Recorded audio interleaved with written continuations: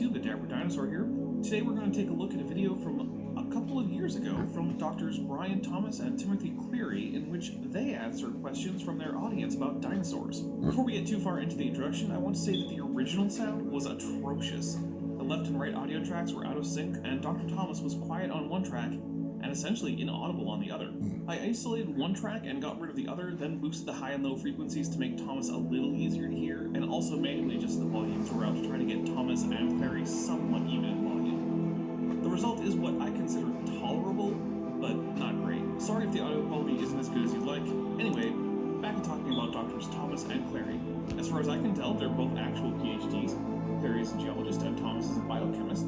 Neither of them are actual paleontologists, as we'll see, but let's check in on them after their intro and see how long they go before they tell blatant lies that really piss me off. What distinguishes dinosaurs from the large lizards we have today?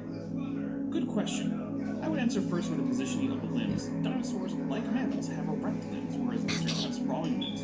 Dinosaurs also have individual tooth sockets, for those with teeth, whereas lizards have a groove in the jaw from which the teeth grow.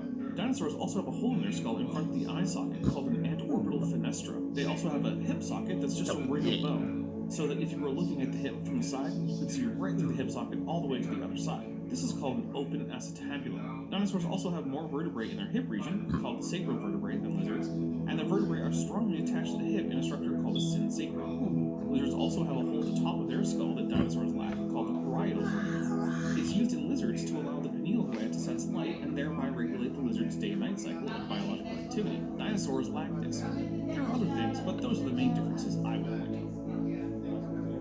Yes, well, we both can, but you go ahead first. Well, dinosaurs and large lizards. Dinosaurs are extinct, large lizards are not yet. That's dumb. First, dinosaurs are not extinct. Second, who cares? We don't classify things in taxonomy on the basis of whether they're extinct. Woolly mammoths don't stop being mammals or proboscideans because they're extinct, but elephants aren't. And of course, the question implies that perhaps there is no real difference between large lizards and dinosaurs, which would mean that if that were true, dinosaurs wouldn't be extinct. Of course, lizards aren't dinosaurs, and birds are. But regardless, pointing out the extinction of a group of animals doesn't tell us anything about the biological differences between them and other animals. And they're alive. But you can see these large lizards, they have legs positioned in a way that sort of goes out from the body and then down toward the ground. So like this. Their legs are sort of out in the ground. But dinosaur reptiles have a different anatomy. They have their legs going straight down. Huh. Just like modern birds. Interesting. And I don't know if the camera can pick up sort of the bottom of the T-Rex here, but you can see T-Rex's legs are positioned beneath the body. And he was big enough to where he had to have them. If you stick alligator legs that go out and then down, T-Rex would have just crawled around in the mud and couldn't get up and get around because the physics would be too heavy for this position, for this structure to support the T-Rex. But even small dinosaurs have legs that go straight down. But what we call the open acetabulum. Oh hey, I mentioned that as well as the leg thing. Fun fact, every bird that ever birded has an open acetabulum. Is what all dinosaurs have. That's just the socket. Right there. So femur bones come up and articulate with the big socket or the acetabulum, which is a hole in the hip. In us, it's a cup. So in mammals, the femur articulates in a cup like this. In birds, it's a cup. That's a lie. We couldn't get through the first question without lying about birds. Come on. All birds, fossil or extinct, have open acetabula, Dr. Thomas. If you ever watch this, I invite you to name a bird with a closed acetabulum. I dare you to please. Either you don't know what the you're talking about, and so you should just shut up, or you're a liar. So which is it? Are you absurdly incompetent, or are you just a dishonest hack? Some extinct birds, it's a partial cup. Oh, just more lies. Interesting how we don't get any names of these extinct birds, isn't it? That's because there are none. But in dinosaurs, it's open. So,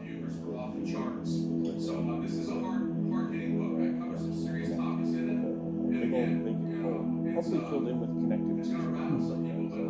Yeah, it probably wasn't just a void. Good call, Brian. Well, I want to add one other thing, and the geology confirms that. When we look at the footprints of dinosaurs, we see they're very close together, just like you would walk if you were a mammal.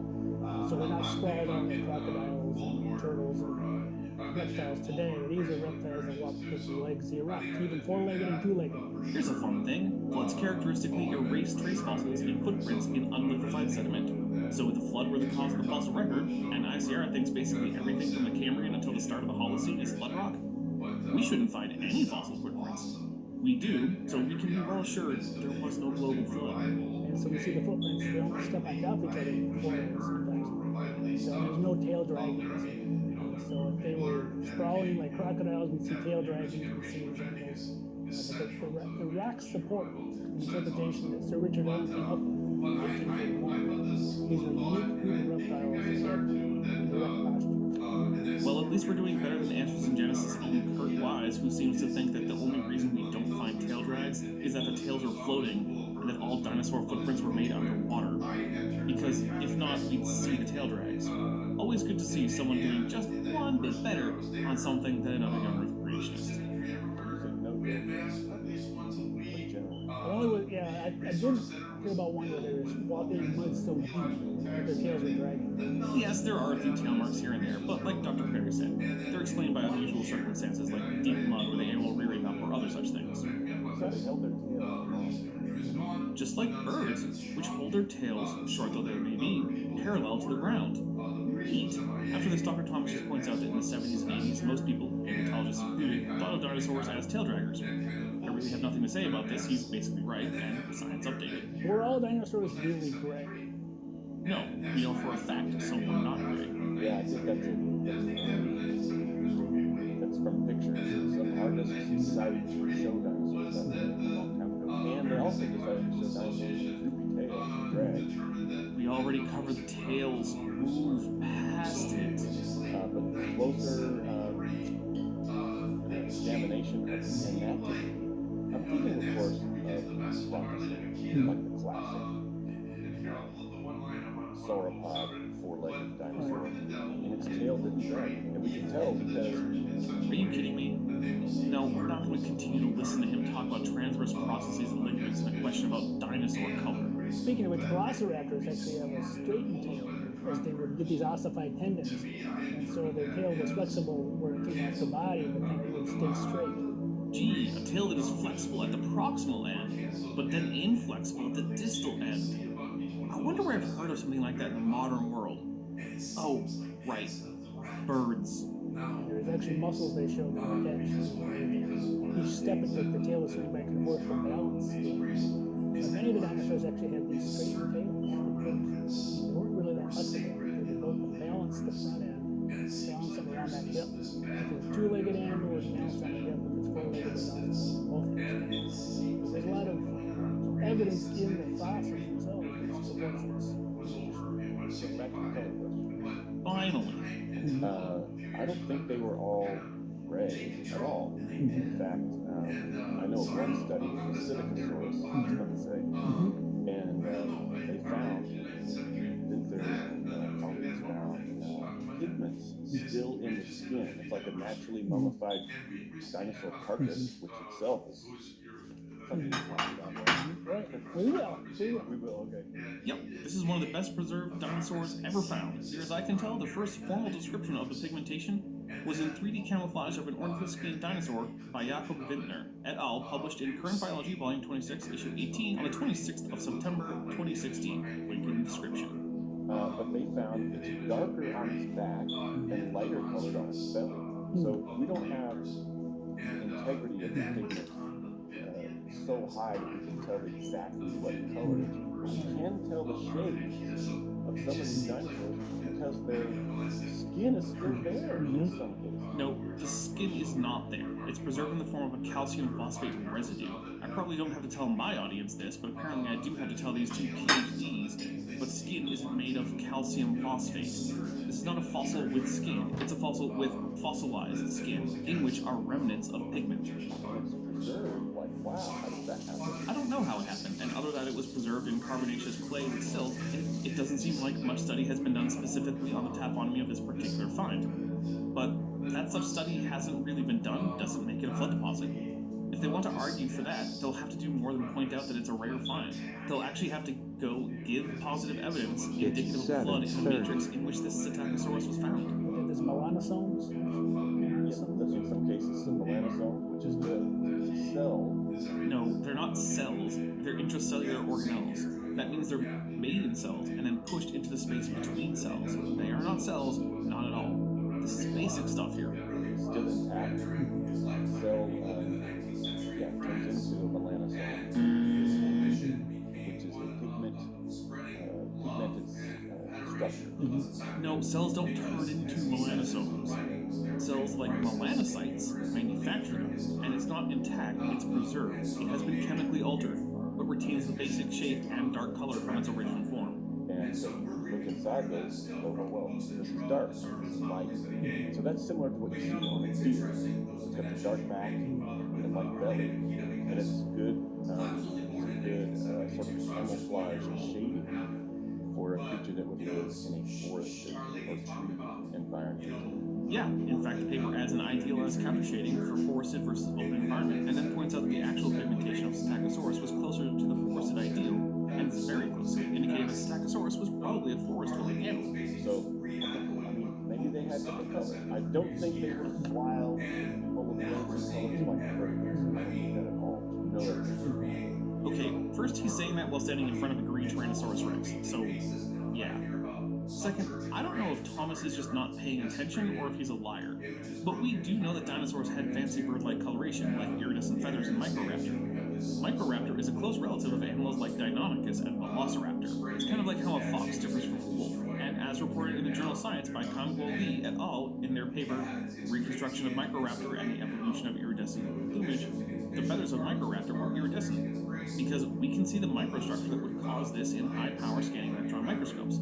They were most similar to the iridescent structures in the Brazil duck among 5 extant bird controls, those being the tufted titmouse, the macaroni penguin, the double-breasted cormorant, the pond cockatoo, and of course the aforementioned Brazil duck. This paper came out 8 years before this video was uploaded, so plenty of time to update their information. I just don't care. But I don't think I would grab they have different shades, they may have had some different colors.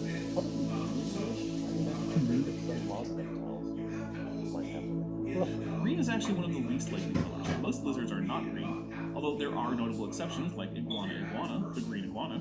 Green is a hard color for most animals to make as a pigment. In fact, green birds don't even use green pigments. They use structural blue coloration and a yellow pigment. I'm not saying it's impossible, but black, red, and yellow are far more likely. Green is unlikely and blue is least likely. That being said, I'm sure there were some dinosaurs in the past that were green, as there are some now, such as members of genus Amazona. If I remember right, I think some stripes might have been just on some of the tails for some of those melanosomes, I believe, with Sinosauropteryx, I believe, that showed that the brown and white pattern. Yes, Sinosauropteryx had red and white stripes and other markings. We can tell because the preserved rufous melanosome in its, wait for it, feathers. We don't have skin pigmentation information for Sinosauropteryx, only feather color. This is a weird animal for creationists to bring up since they've already heavily implied they reject the idea that birds are dinosaurs. Even though nothing about that bare fact is a problem for young Earth creationism, these are the types who I'm quite confident will deny that any dinosaur had feathers at all. Then they just go on about other finds with clues to coloration. It's not really very important. Okay, we'll kind of get back to how many dinosaurs do you think got off the Ark? Some people wonder if dinosaurs even on the Ark. None. Because Noah's Ark, as believed by young Earth creationists, never existed. We at ICR we believe that God's word is true, and that he said 2 of every kind are on the Ark. So, how many do you think got on the Ark? That's what she said. 2 every kind of land dwelling, air breathing creature. And in fact, Genesis 7 specifies 2 of every kind of creature lived on land and had the breath of life in its nostrils. And if you look at dinosaur fossils, you can see those nostrils there. So they walked on land, or at least they could walk on land, and they had nostrils. So I think that qualifies them as being Ark inhabitants. And, okay, I don't have much to say about whether dinosaurs on the whole met the requirements for being on the Ark, as laid out in Genesis. They seem to have. But what I do want to ask is, what is that model? A naked, shrink-wrapped, broken-wristed dromaeosaur, presumably juvenile. This isn't Jurassic Park. These people are pretending to do science. This hasn't been a good reconstruction for decades, and even if we want to pretend that dromaeosaurs didn't have feathers, which they absolutely did, even though we have fossils of them with obvious unmistakable feathers, why break the wrists? Hands of dinosaurs face palm to palm like the animals were about to clap, not facing the back of the body like they were about to slap their knees. Further, the inferior temporal fenestra is clearly visible, but that would be full of muscle, and so not a sunken depression. A similar point is with the antorbital fenestra, which was filled with a sinus on the leg, and so again, shouldn't be sunken into the skull. Basically, this reconstruction would have been iffy even in the 1980s and early 90s. In the late 2010s or 2020s, it's laughably bad. So yeah, so then the next question is how many? How many? And so to answer that, you have done some research on that. Ooh, I can smell the kind of nonsense coming. Well, You were there, right? And so you just I am older than you, yes. I've been about a decade or so, maybe longer. No, I never saw a dinosaur that I didn't like. I'd only found the bones. But I think there's maybe minimum, maybe even a maximum of about 60 kinds. There's about 60 families of dinosaurs, and Yes, the implication that the arbitrarily defined families of Linnaean taxonomy that have no real definition just happen to usually luck into the distinct created units of biology. How convenient for creationists. It lets them skip the hard work of actually figuring out what a kind could possibly be. How to tell if you have more than one kind or just one, and let them have a get out of jail free card on one of the more obvious problems with the Noah's Ark story. That there is not enough room. Of course, I would contend that they have not fixed it, but oh well. Now, while I don't think they're going to touch on this, I think I should. There are attempts to use a version of evolutionary techniques to find the so-called created kinds through the use of a pseudoscience called baraminology. So named because, as a rule, Christian and Earth creationists think they can just look up Hebrew words in a lexicon and stick them together like they're English without any regard for grammar. It's supposed to mean the study of created kinds, except the phrase they use doesn't mean created kinds, it means that a kind created something or other. What it created is unstated.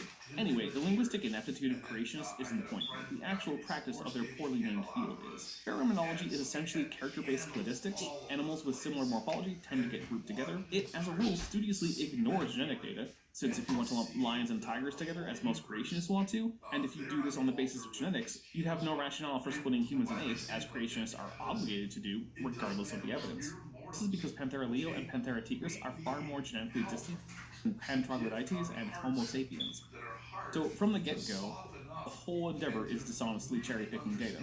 Further, morphological clustering is said to indicate actual descent, which is fair enough for the most part, but when clusters themselves have enough morphological distance as measured in an n-dimensional character space, then the organisms are seen as not related, but this is a problem. You see, unless we have a complete or nearly so record of all organisms to have existed in a particular group that does have common ancestry, we should expect discontinuity.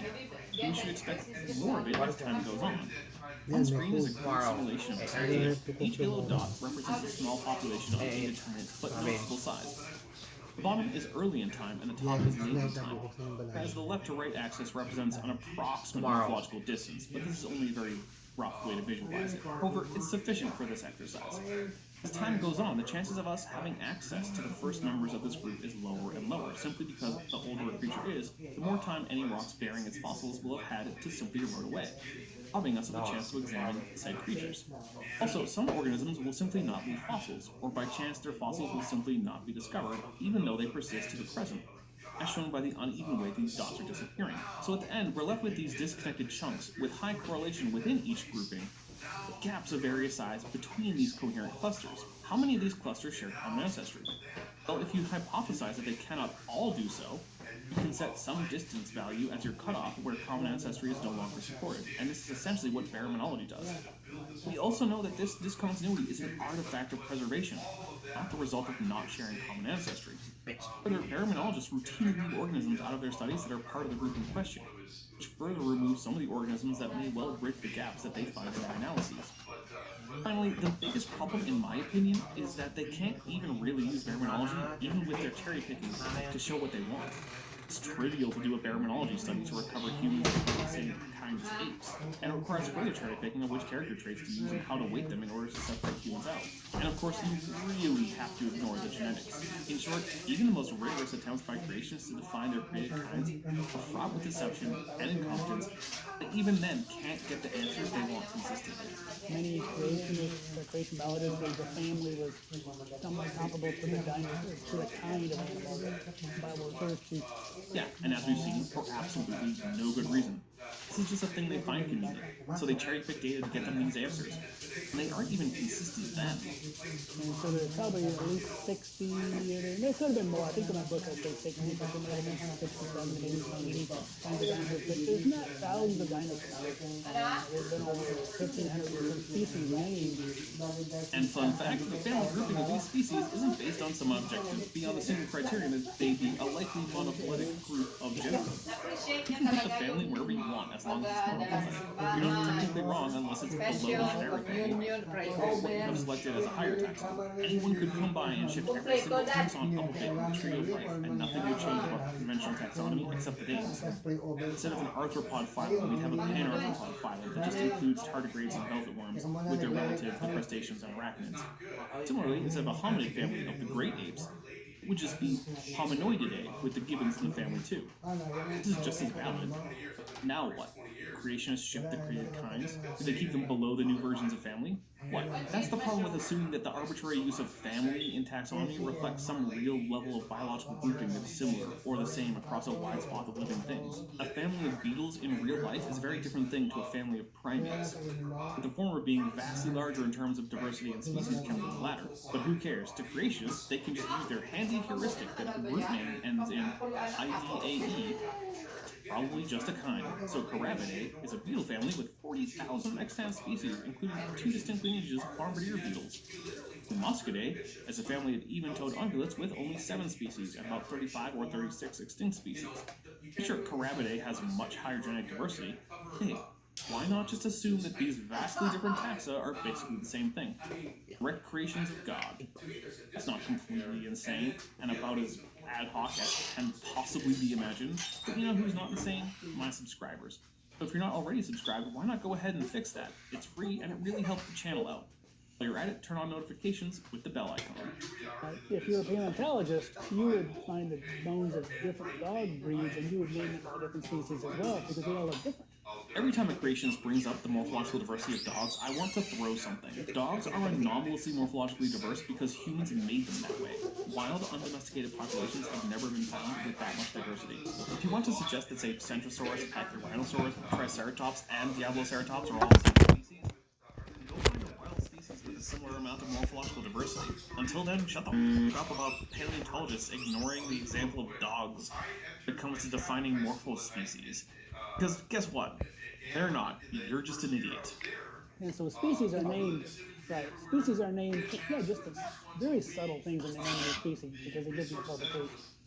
And then obviously you try to get more research money, the more publications you have. You kind of build your academic credentials through publications.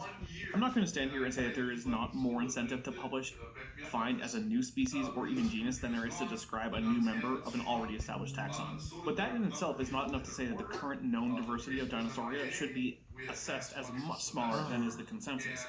In fact, there are papers published seeking to subsume some taxa under older ones, such as uniting several very similar genera into one.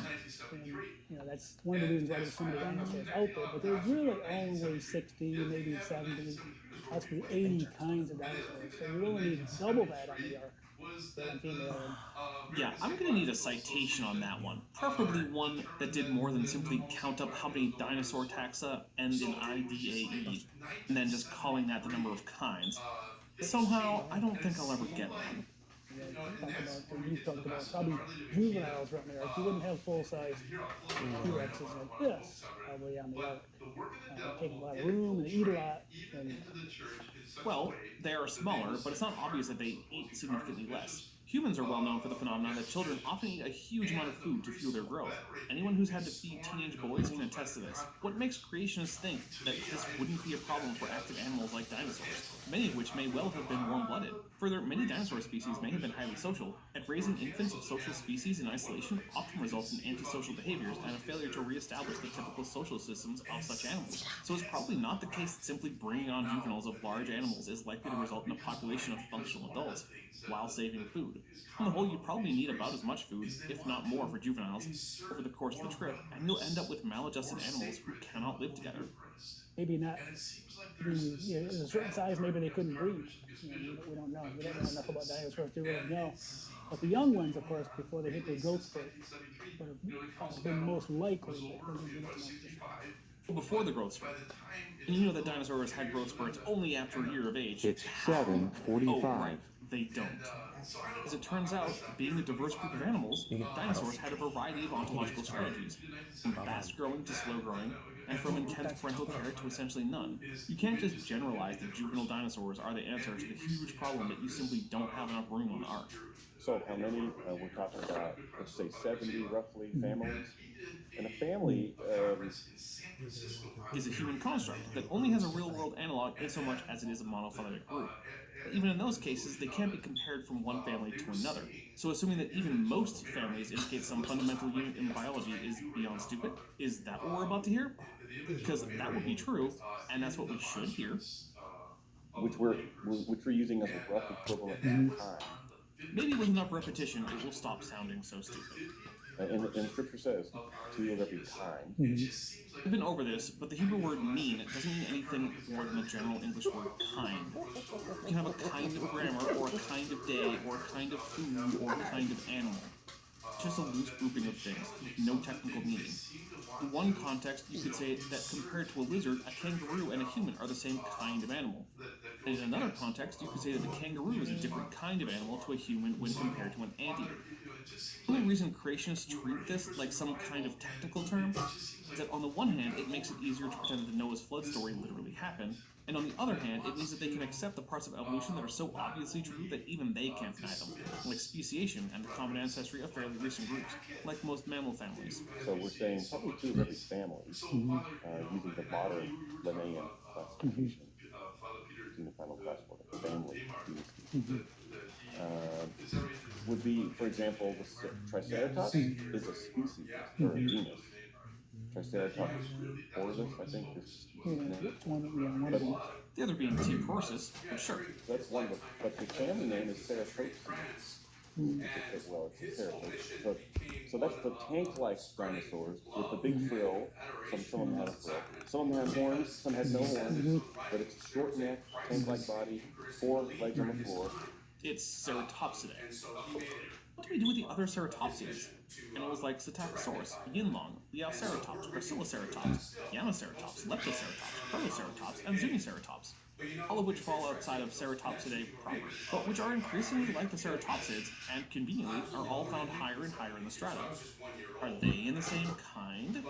Using the same logic used to unite Triceratops, Centrosaurus, and Chasmosaurus, would also lump those together as a broader ceratopsian suborder. Why don't they share a common ancestor? Is it just that Ceratopsidae has the ending that indicates it's a family, so sorry, Zuniceratops, you're another kind? See how arbitrary that is? So all those fit in that kind. And so the Torosaurus, Centrosaurus, and Triceratops, and many others.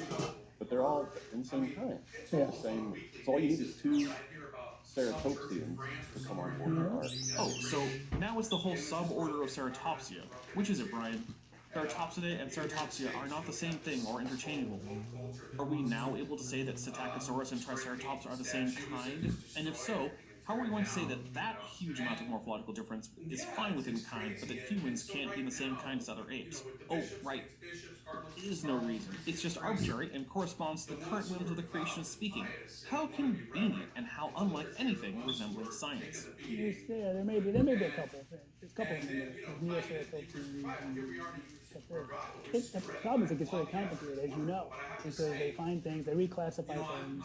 So now if Psittacosaurus is out, since we're maybe at the point where Neoceratopsia is the thing, you can include Yinlong and Leptoceratops. Why could they be in the same kind as Triceratops, but Psittacosaurus can't be? Man, choosing such a well-known group of animals as ceratopsians was a tactical blunder. It might be the dinosaur group with the best fossil record in terms of evolutionary transition that has ever been found.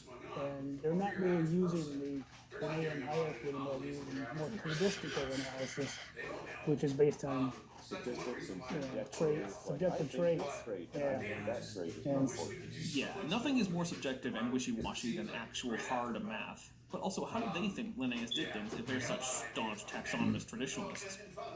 Oh, right, it was by analyzing the patterns of similarities and differences, but with less mathematical rigor. Basically, this is just two PhDs complaining that science prefers to use actual measurements where possible instead of just eyeballing it. Because eyeballing it works better for their claims, which in itself should raise some red flags. So they end up with all this, and so it's more and more difficult to figure out how many real families there were. That's because there's no such thing as a real family. All Linnaean taxa are defined as just a group of similar lower taxa. Completely arbitrary, as I already described when talking about how incomparable Carabidae and Moschidae are. But this is nothing new.